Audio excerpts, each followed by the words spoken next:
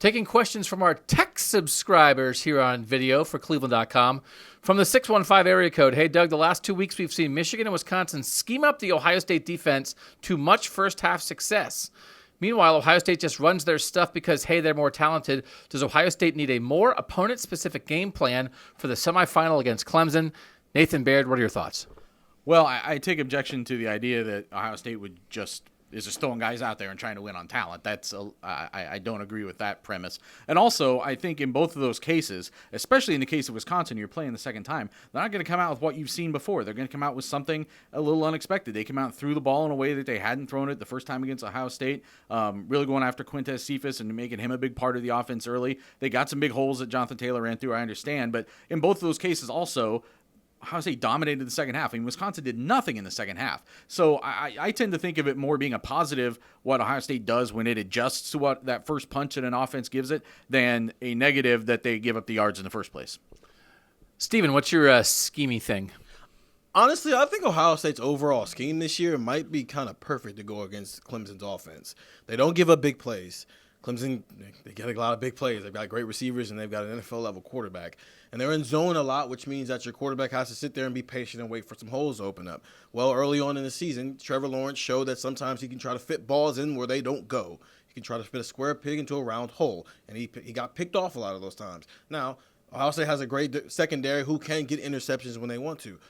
So I do think that, no, they don't need to change their complete scheme. Obviously, they're going to adjust some things because they're playing a more talented team. But I do think overall their base scheme defensively, more than any team they face this year, is kind of set up to at least slow down a little bit of what Clemson likes to do offensively. We also would like to note that we are in our Columbus office, 23 stories above the Ohio State House. And also this is the Federal Wage and Labor Law Institute. And it says right here, may not work more than 60 hours a week during football season. So somebody might be in trouble. I'm going to say that, listen, here's the deal. When teams don't have as much talent as Ohio State, they often do something that Ohio State's not expecting because, that's their shot.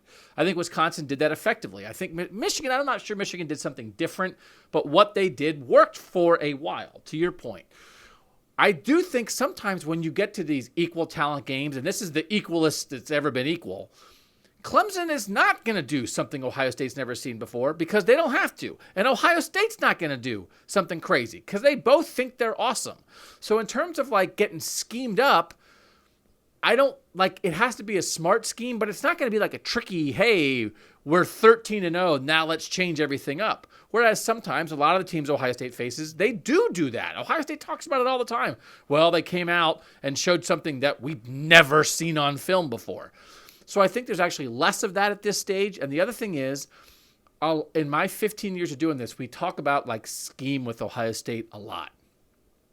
This is not a group of coaches where I would be worried about scheme. I think there have been really good Ohio State teams in the past where people have thought, is the offense getting stale? Is it not keeping up with the times?